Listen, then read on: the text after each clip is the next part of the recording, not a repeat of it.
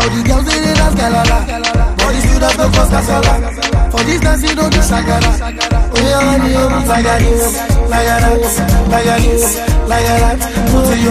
voilà, fidèles internautes, nous vous remercions de rester connectés sur www.congoyasikab. Bien sûr, d'épaule à la prise de vie, nous avons les beaux. Et quant à moi, Tchekele Pété, Serge Mouepou, je vous dis un grand merci à vous tous qui nous suivez. Oui, aujourd'hui, Congo Yassika, nous sommes déplacés, nous nous sommes rendus quelque part. Comme je vous l'ai dit toutefois, Pongite car na Pongi Kotele Maza ma Kotele, et c'est Dimanka Kadiaka. Et sachez-le bien, lorsque ça devient Dimanka Kadiaka, ça coupe le souffle.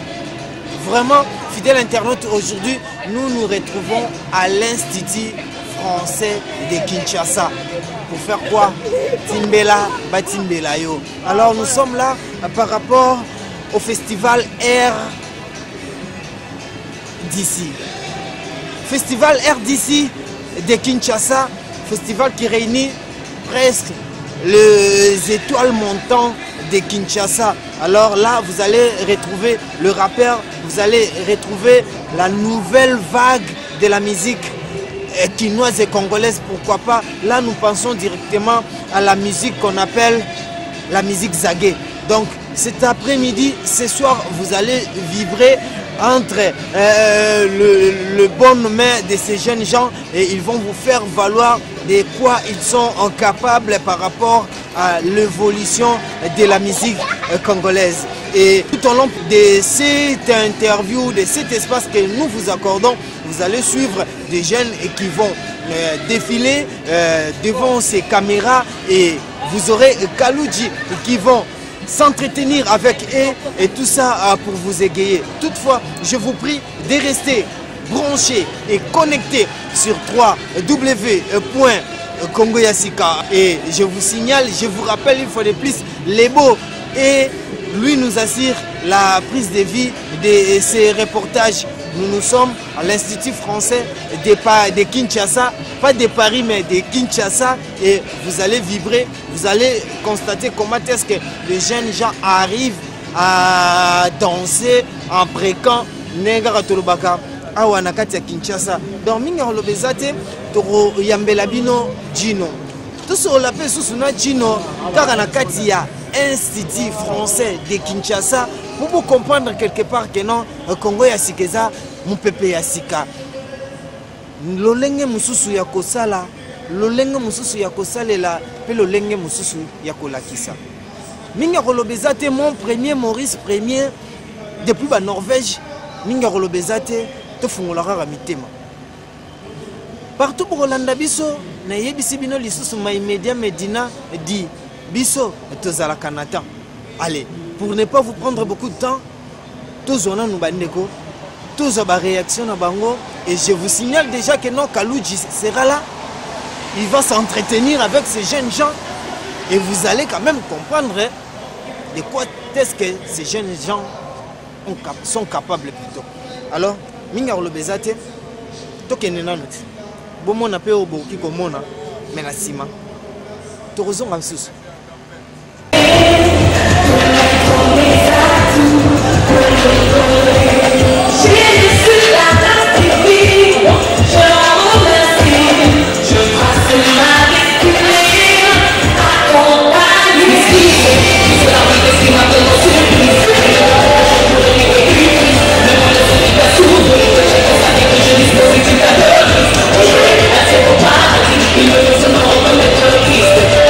Oh,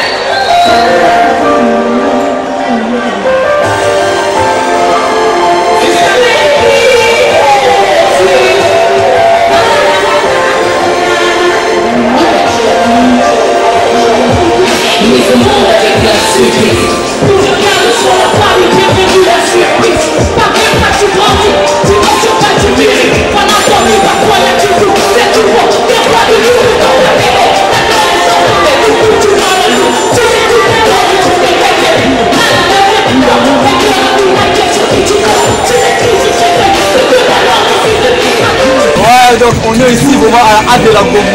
Show à danser. 4e édition festival de musique la biso. C'est-à-dire R&B, rap, hip-hop, décalé. Le côté Maramaro donc Congo à Sika toujours. M. Maurice, je veux Simon de ma sœur à Kinshasa. Va prester danser, donc sans plus tarder. Ouais, sans plus tarder. Pour se présenter la caméra et tout. Salut la famille, ici c'est Sister Becky de Twin avec Miss Lindsay. Ici on est en mode festival RDC Makamasuka Zoya. Partout à danger, Kinshasa on a 4 secondes et ça s'est installé la même belle avec Kinshasa. Donc, on s'est encore connecté pour Makamua bien Zoya donc ils ont fait à Mambata. Alors s'il faut pas contacter nous rapidement, bon, aujourd'hui na Facebook na Kinshasa RD Congo bakomona biso soit na bandal côté à blanc na siège na biso Kinshasa okuta soki boyeka botulika ingénieur Liditi okuta biso donc de Twin bazara wana. Alors s'il faut demander à ma partenaire, ma sponsor et tout. Randa lobby, ma jumelle a dit de Twin, moi c'est Lindsay, Miss Lindsay, donc de Twin. Donc, tous ces bélés, la musicienne, ils se payent sa Congo. Donc, ce qu'on dit, soit ici sur l'information de la biso, on a peut-être sa Congo, numéro à contact, pour contacter. En fait, pour contacter, puis on a facilité, pour cliquer sur Facebook, Kinshasa Sound. Donc, Kinshasa Sound, ce qu'on appelle Kinshasa Sound, une nouvelle vague de monde de Twin Group Nabiso. Comme ça, à partir de la site, on a facilité à recruter un Nabiso de Twin en personne. Mais en tout cas, le festival est équipe bien, rien à dire, quoi. Donc, la grâce de la dédicace. On salue toute la famille Kinshasa Sound, toute la famille Kinshasa Sound, la famille Kalangier, la famille Chafali, et toutes nos fans, il y a partout, il y a un beau canyon surtout. Donc, on est ma musique à bien haute aussi, la communauté. Merci beaucoup. Ok, merci.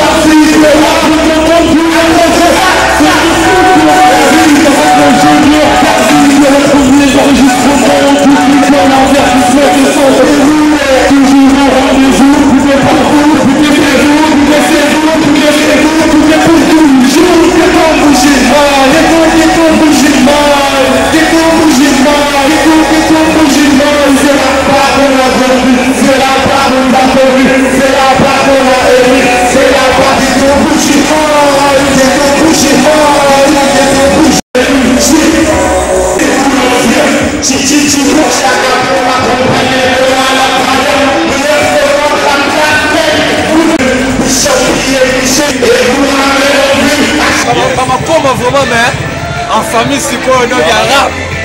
C'est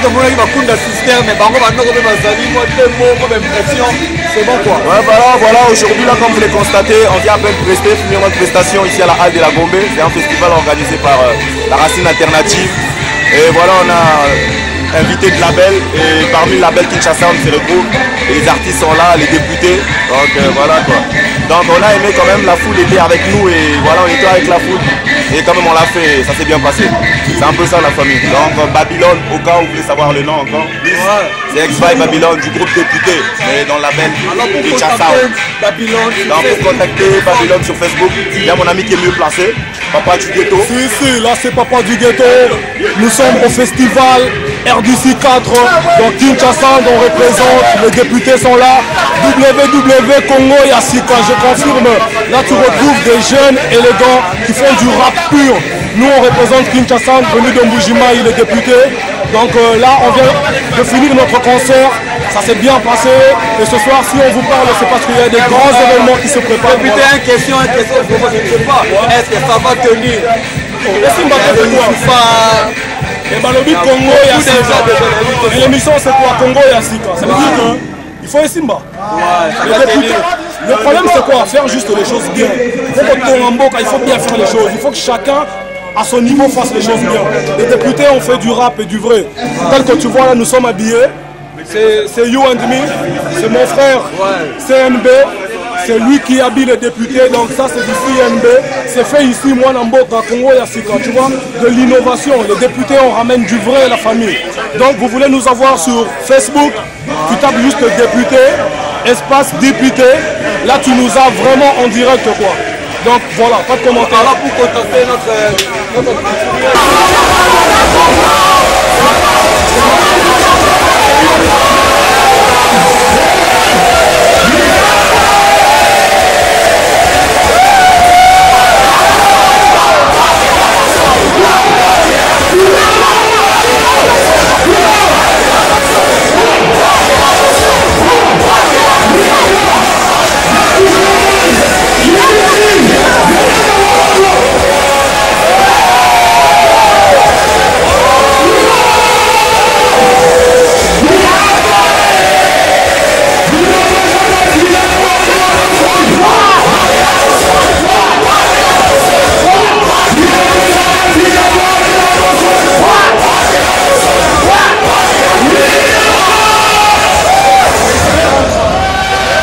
qui vraiment les quotidien na kati to luka bato ba sala succès na makambo na kangeli bino ene botinda nga kende luka e yango kisi alie bato to nini mwana ngo e mabe il a personne au monde ndenge uti mwana ngo dega aye mabe solo nango si la raté on a le fait banatu ya kin ba boka so ba prêter ba tout na sepelikara na tout ça là bodiga mwana za mwana ba émotion na njimete absence de masse na la va partir au Canada mais anjimete na royimbisa batu bongo mais Mexique na rafine alternative na festival oyo yango mais c'est du bon lieu balobi yona mapipo bouti place moko tu dois la belle moko dans la belle moko na kuta kini na la belle tu dois cacher mon côté à travers tu la belle moko dans deux autres américains. Deux ans de jalousie, 2 ans lui c'est important à moi, on travaille, donc on lui travaille très bien. Mais on a gagné dans la belle, mais on a ce qu'on a sali featuring plus que fort, que l'union sorti. Moi je fais plus de 500 000 featuring à Kinshasa, on a des Européens dans le monde entier quoi. Oui ça va Django. Mais on a un disque d'or, on a une Côte d'Ivoire, on a Eskeli, mais on a représenté, mais il a aussi WD1T. Alors tu vois c'est que ça y a mis bien monnaie. Pour profiter parce que musique n'a bino vous prouver. Ouais normalement. Pour perdre après moi qu'on a bino ige kitamba. Ouais là qui on a bino lelo atiki biso. On a bino impression non vraiment. Ben impression ngai na rôle bandé si ige c'est important moi des prix qui quoi. On a tsara ba on panzi likolo. Baebi alolo c'est toi na buto lelo bana Congo le ba DJ Sizo baebi ba DJ Mbeli baebi et toi aussi tu connais mais na sepeli na Keep Quiet tu peux être mec moroboy avec ando soutenir ba c'est belé mais mes condoléances na famille à Ig mes condoléances na biso Kinshasa na dans la plus fort. Mot de la fin, si on va contacter au vite fait. Mais mot de la fin, Facebook, sur côté Ouest Abadjango, Tetragrammaton. Au mon angaï na WhatsApp, Nazali. Mon numéro c'est 089 72 15 929. Mais tout ça, on a souci, tout Kabula Mawa, na famille, ya Ig, Kitambala, parce que Adan de Konabitso, tu banne les lotés. Adan de Singaï, Vena, Ouest, chasse à l'homme. Et ça, il y a un souci fort, on a un massalangaï, azate, pour te coûter dans le couloir, azage gagne mon boé, à soutenir un artiste, le roi va l'église légale, mettre ses péliformes, mettre aux alafors, d'ailleurs, il y a mon amaï, le but d'ailleurs, tout qu'il est là, mon amaï, auto salaire pour Nayou, pour la famille Mouimbatou, il a fait un wana. Merci à la famille qui a soutenu, à Sabachango, à Poto, partout. Richard Lufombo, Arnold Matiki, Arnold Mukendi, Rambo Chobige, Nabo Sanité, mon frère Yaya Yves Membongo, Yassine Ferré, Venangazana Karem, Aramnou Samawachor, Ad Machanou Kamiskat, Nabo Sanité, Grand Prêté, Makayamanti, JC Katanga, Grand Prêté. Merci mille. Mon nom est Mabé. Et toi aussi, mon frère. Hé hé, oh, mon nom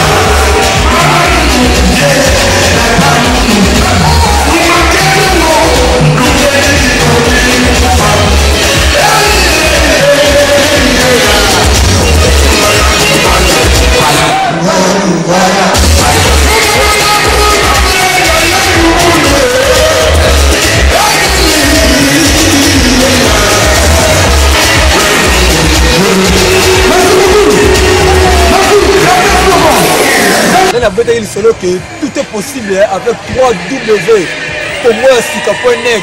Il y a un mot comme de Maurice Mokulu qui est dans la A de la Gombe pour lui profiter quand il a ma pipo. Ma pipo a aussi pressé danser pour profiter de l'impression de la aussi pressé. Non, c'est bien, ils sont bien vraiment, l'équipe bien. La bilo rabo il faut ça la trop la qui. Donc ça la paix que bossa sous makasi. Ça veut dire que l'équipe bien, festival RDC, c'est bien passé, ça veut dire plutôt.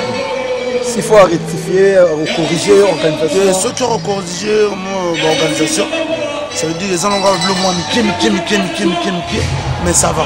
Rispa R, ils allaient qui partenaire, ouais, Rispa R, ils allaient qui allié. Ouais. Ce qu'on va magambo, toi il a trop bon côté, ça veut dire que toi il a trop, c'est vrai. Bien mon moment ça veut dire que Nazina est le côté mais l'état qui va faire ça une invitation. Ça veut dire qu'il y a une bêtise ça veut dire que au moment où il y a senti vraiment ma pipe dans la goût mais l'équipe va jouer dans Simana namoni garçon ko uti ko beta kuna mona ngoi mabe ko juger ndenge ni. Non, c'est un bon artiste toi la belle moko. OK. C'est ça artiste na biso toi là on a la belle to binisa. Ça veut dire que c'est tout. De profiter de zapper l'impression vraiment il y a artiste qui est va te perdre vraiment on a vu Ige Kitambala. Waouh vraiment collègue na kata hip hop bani. Vous comprenez, ça veut dire que souci à trop. Ça veut dire que qui déjà évacué, Moukile évacué. Ça veut dire que souci en wana radouane. Moi mon famille et tout. Ouais, famille, ça veut dire que vous partagez comme moi. Yo, c'est là, ça c'est la MCT. Mama poto bino boyebi na studio. Vous comprenez, na studio de ta que nous préparer les fondende. Et c'est ma fona boka bayaya. Vous comprenez les fondende de c'est ma fona boka bayaya. Donc oyebi ba nne zalaga. Vous comprenez? Yes ça veut dire que c'est contacter si comme toi la porte dédicace ana appui ana soutien moko boya contacter ma numéro na Viber 089 740 90 15. Vous comprenez? Ouais, 081, vous comprenez? 65 82 017. Ouais, numéro na Viber. Vous comprenez? Ouais, par Facebook, babetika ma pipo yeyo officiel. Parce que na YouTube pour le bateau de comida ma pipo yeyo. Ça veut dire que des gars. Yo! Hey! Na le baga mi. Et puis voilà Batembele. Voilà Batembele mais peut-être à 3 personnes. 3 personnes. 3 personnes on a fait ça. Fais la Oscam, vous comprenez Kava, vous comprenez. Na boss ante fait na ko ngoto. Vous comprenez? Na ndenge ya la kaka, fait na tati bola, vous comprenez ndenge ya la kaka na boss ante Makidog. Vous comprenez un c'est comme ça c'est en discaldir. Vous comprenez Loris du Kambu na bisimilo de dégâts.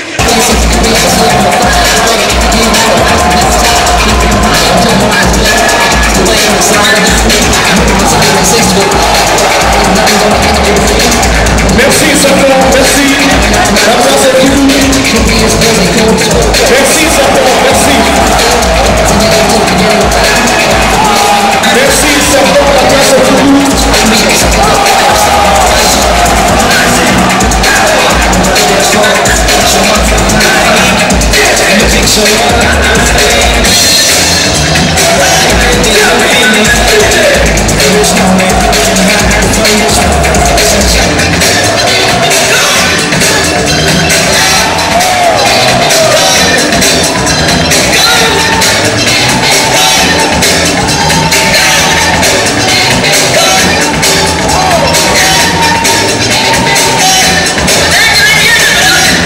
Merci beaucoup. Merci. Safran.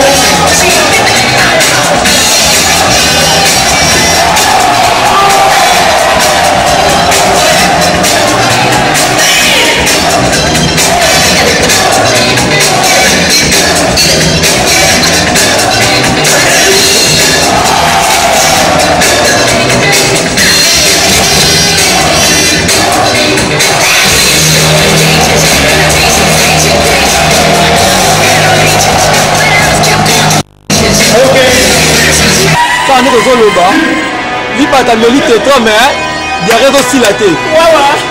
Ibata Melitreka, Mediare, et si la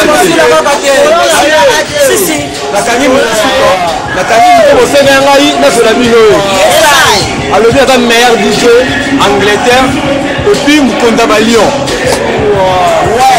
Et puis alors il y a Mukonda Lyon. Mais tu as dit Lyon à Zalata. DJ Angleterre. Mais au moins là, DJ Angleterre est vraiment mon Zamba. Moi il m'a ça union au monde a traité hein. Il est mon le roi de la forêt Iboui. Aïe par la raille. Petit lion, la roi lion, mon konza marabutu. Après nga esayo. Petit wana mikuse wana, na posa na bango. Webi histoire. Bagoino. Ouais. Bagoino wana na DJ bagoino wana bana na mikuse papa to bana.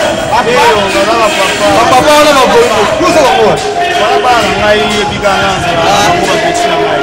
Mais la forêt c'est pas petit, les gens les terres parce que là ils sont en haut sur le terrain.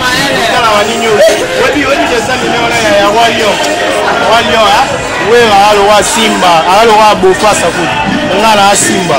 Hollanda, tout à la pembe na ba travailler na biso.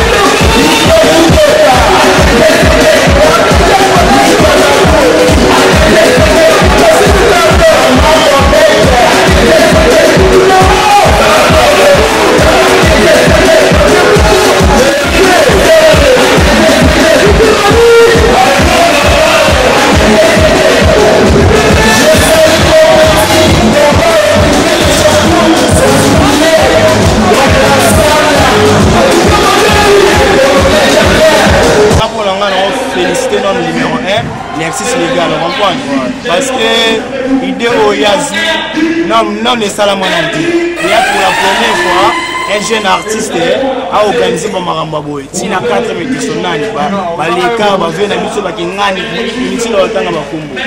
Mais non tout le monde entier. C'est qui va le reprocher organisation ou le logo mo ko reprocher nani.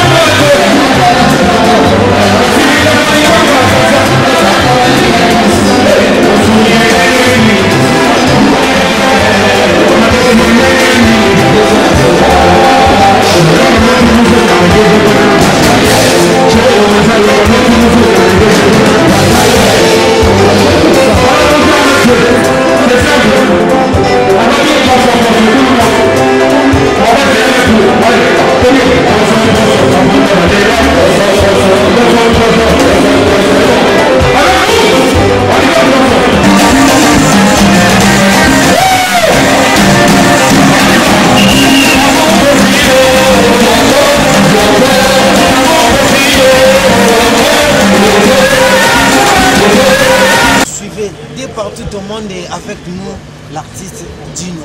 Vous venez là de suivre et de constater comment est-ce qu'il a presté et avec lui il va nous donner un peu ses impressions. Dino, comment on a eu au Betty spectacle biblique bato bakanisi onde jino bandana balongwani bakote moko boya nazalaki azalaka ne lisusu te réaction nao par rapport à prestation. Ben, je suis content na sepeli public parce que mon musique tout ça là on bato bakoti baotala so bato bazepeli bato bazobina bato bazorépondre na bacœur en tout cas da plaisir mon musique soko beta bato baotaloka boye mais quand même l'album non ébimité bien que bazali vraiment extrait ba morceau public et l'action quand même amour ba na envers donc merci na bango. Et bien là bato Rolando na www.congoyasika.com ogolo bana bamoni. Ouais, bato Rolando na www.congoyasika donc nous on a soutenir l'artiste na bango congolais jeune toujours bunda du cas début dans la mort boulot mais ben on essaye tout ça bon effort donc ba les soutenir quoi tout ça les gens talent yali ils sont en soutien. Comment vous joindre Ben pour l'enjoindre pas trop difficile déjà lui comme qui est comment on avait internet donc monde déjà le roi petit village déjà va tout ça va cliquer na page officielle Facebook Gino Equalizer Caporet Gino Equalizer Brown Sugar voilà on a la page officielle ben tout peut aller au benganga numéro vert numéro à bureau où il répondre dans ma camutu il est facile 00243 998. Voilà fidèle internaute, j'espère que non vous avez pu quand même vibrer au rythme de Congo Yasika et sur www.congoyasika.com.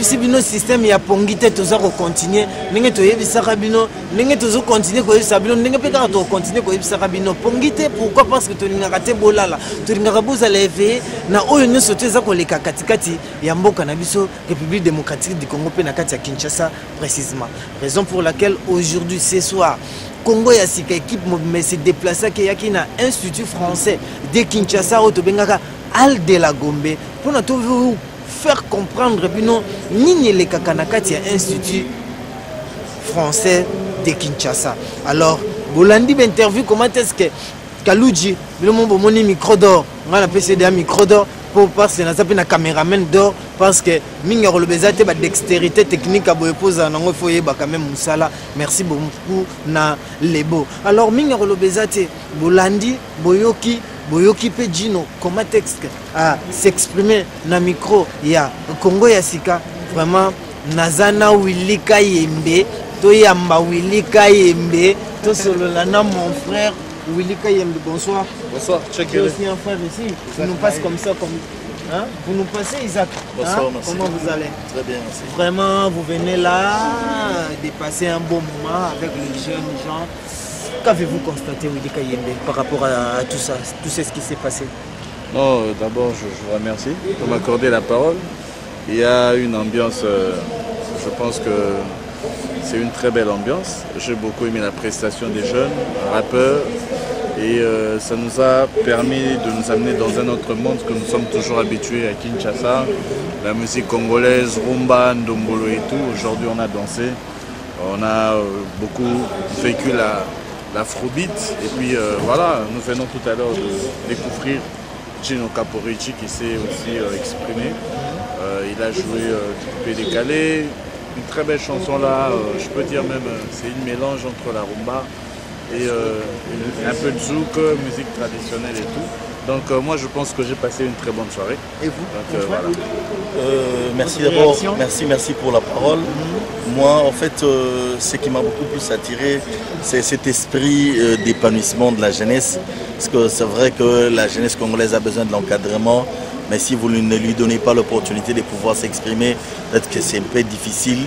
Vu les moyens que nous avons dans ces pays qui sont assez maigres, nous n'avons pas des podiums de cette qualité, des instruments de cette qualité, mais quand un festival est fait à ce niveau-là pour permettre à ce que la jeunesse puisse se faire découvrir, je crois que c'est une très bonne chose, c'est une initiative à encourager. Donc nous profitons de cette occasion pour lancer vraiment en tout cas des fleurs, jeter des fleurs aux organisateurs, ceux qui ont pensé à ce festival Air d'ici. Donc je crois que c'est la 4e édition, il y aura une 5e, une 6e, donc prospérité et puis toutes les bonnes choses. Merci beaucoup Willy Kayembe, mot de la fin. Merci Tchekele. Voilà. Donc C'est un frère de très longtemps. Et 14 ans. Ça fait beaucoup d'années. Courage à Lexus Légal. RDC, beaucoup de choses. Bénédiction, coup de chapeau. Donc, on n'a pas beaucoup de choses à dire. Rien que vous remercier de nous avoir accordé cette opportunité. On va vous suivre sur www.congoyasika.com. Nouvelle Vague, il y a site internet, c'est ça, Congo, pour les Congolais partout, d'ailleurs, pour le Bénin. Non, bana Congo Yasika, Nouvelle Vague. Na pesi mbote na bato nyonso tu oba olanda biso na internet sikoyo mpona bato ba olanda biso na poto kala mingi te tozala na bino bientôt parce que tokendaka mwa mission de service moke kaka. Merci beaucoup na ba vrai nyonso tu oyo baka na Kinshasa na poto partout na Angola dans le monde entier. Merci beaucoup na Tchekele Pete Serge Mouy pour kalate bémission na ye olanda na kati ya Congo Yasika. Bon, merci beaucoup na patron na Gabi Chabani Record, Congo Télévision, Nicolo, beaucoup on appelle Congo Télévision, Nicolo, Benado. All the girls they dance galala, all the students go cause casala. For this dance you don't do shakara. Oh yeah, like that, to your heart, to the front, to the back,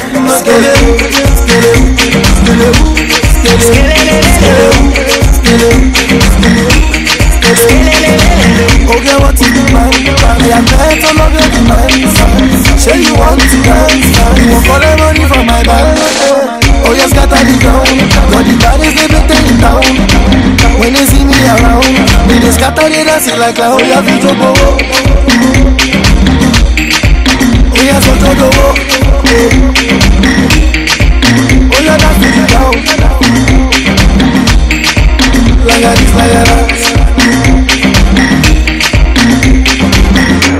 All the girls they dance galala, all the students go cause casala. For this dance you don't do shakara. Like that, to your heart, to the front, to the back.